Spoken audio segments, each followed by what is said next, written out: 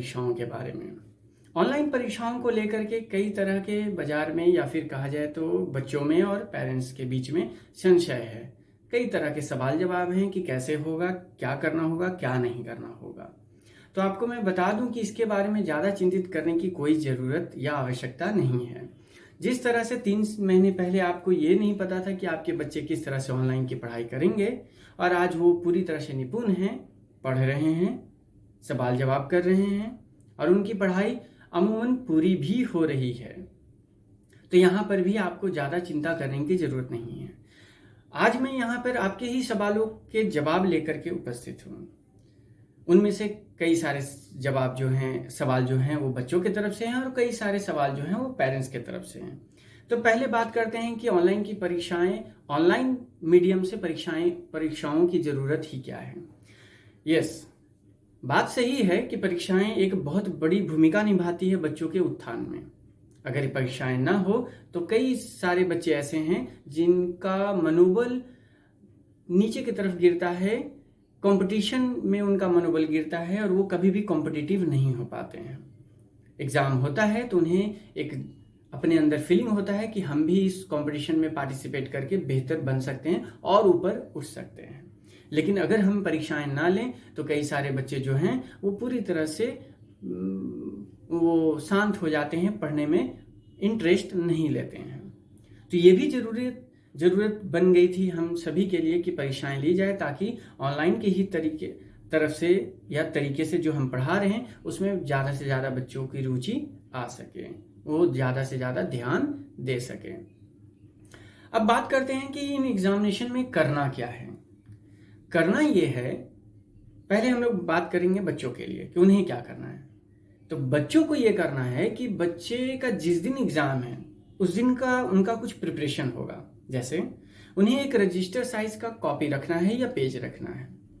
उन पेजों पे, हर पेज पे नाम, name, roll number, folio, class, section, date, subject, ये 7 खंड बना करके ये 7 चीज़ों को उन्हें लिखना है हर पेज पे।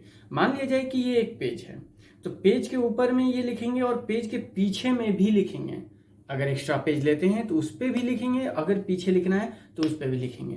तो ये अनिवार्यता हो जाती है बच्चों के लिए कि ये लिख करके वो पहले से ही रखे रहें ताकि उनका टाइम मैनेजमेंट एग्जामिनेशन के समय में हो सके, वहाँ पे उन्हें लिखने की ज़रूरत ना पड़े। दूसरी बात, रजिस्टर कॉपी इसलिए ताकि ज़्यादा कंटेंट वो एक ही फोटोग्राफ जब वो लेंगे तो उसमें आ सके। एग्जामिनेशन के 5 से 10 मिनट पहले ही उन्हें रेडी हो जाना है एग्जामिनेशन के लिए।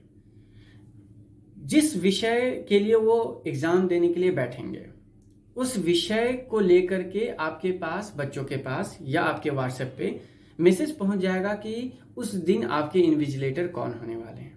तो आपको उसी इन्विजिलेटर के आईडी और पासवर्ड से ज्वाइन करना है, ना कि आपके क्लास टीचर या सब्जेक्ट टीचर के आईडी या पासवर्ड से ज्वाइन करना है। ठीक है, टाइम टू टाइम आपको ये बताया जाएगा इंफॉर्मेशन के रूप में कि वहाँ पर क्या ज़रूरतें की चीज़ें हैं।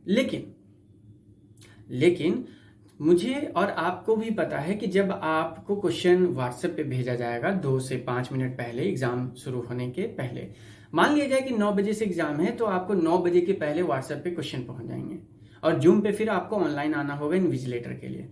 लेकिन हमें भी पता है और आपको भी पता है कि अगर व्हाट्सएप पे आप आते हैं तो निश्चित सी बात है कि जूम पर आपका वीडियो ऑफ रहेगा। यस, आपका वीडियो ऑफ रहेगा, लेकिन फिर भी हमारे इन्विजिलेटर वहाँ पे through out the time 40 minute के लिए अवेलेबल रहेंगे कि कहीं कोई समस्या तो नहीं है। दूसरी बात यह है कि कोई भी बच्चा किसी भी तरीके का, किसी भी क्लास का हो, उसे जूम पर क्वेश्चन नहीं पूछना है। Yes, it is hard and fast rule कि आपको अगर कोई सवाल में समस्या है तो आपको जूम पर सवाल नहीं करने हैं ओरली। आपको व्हाट्सएप पे टेक्स्ट करना है, उसका जवाब जितना जल्दी हो सकेगा आपके जो शिक्षकगण हैं वो आप तक पहुंचाएंगे कि इसे कैसे डील करना है। कोशिश हमारी ये की गई है कि आप क्वेश्चन इतने आसानी तरीके से समझो ताकि उसे पूछने की ज़रूरत ही ना पड़े। दूसरी बात, पेरेंट्स यहाँ पे क्या करेंगे? जी हाँ, पेरेंट्स का मानना है कि घर पे अगर एग्ज़ाम होगा तो बच्चे किताब खोलेंगे, कॉपी खोलेंगे, ये करेंगे, वो करेंगे, व्हाट्सएप पे रहेंगे तो वीडियो ऑफ रहेगा। तो आखिर वो कुछ ना कुछ 19-20 का काम कर सकते हैं, कुछ ना कुछ गलत काम में इन्वॉल्व हो सकते हैं।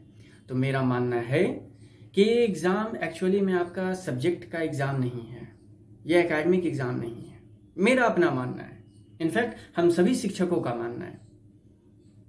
एग्ज़ाम आपका एकेडमिकली नहीं है, या कहा जाए तो कम है। आपका एग्ज़ाम आपके सेल्फ कंट्रोल का है, आपकी ऑनेस्टी का है। यस, ये एग्ज़ाम आपके सेल्फ कंट्रोल का है, आपकी ऑनेस्टी का है। आप कितने ऑनेस्ट हो कि आपके अगर कोई ऊपर में सुपरवाइज नहीं कर रहा है, कोई इन्विजिलेट नहीं कर रहा है कि आप क्या कर रहे हो, तब भी आप ऑनेस्ट बन के दिखाओगे।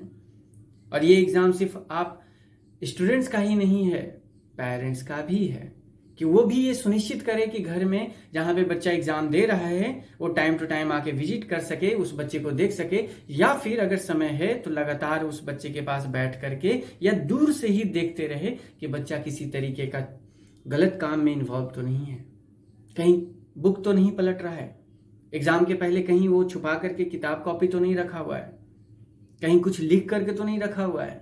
इन चीज़ों की सुनिश्चित करने का कार्य हम इस बार आप सभी गार्जियन या पेरेंट्स पे छोड़ रहे हैं। ये आपको भी ऑनेस्ट बनाएगा, सेल्फ कंट्रोल बनाएगा कि नहीं, हम अपने बच्चों को गलत रास्ते पे नहीं भेज सकते हैं, ना ही जानबूझ करके, नहीं अनजाने में। और यही काम आपको करने हैं। आपका बच्चा अगर आज ऑनेस्ट बनता है तो वो हमारे लिए ऑनेस्ट तो बनेगा ही, आपके लिए भी बनेगा। निश्चित सी बात है, आपके लिए भी बनेगा। जिंदगी की सबसे बड़ी पढ़ाई होती है ईमानदारी की पढ़ाई। अगर वहीं पे बच्चे फेल हो जा रहे हैं या हो जाते हैं तो हम और आप फेल हैं। हम शिक्षक गण ही नहीं, आप पेरेंट्स भी फेल हैं इसमें।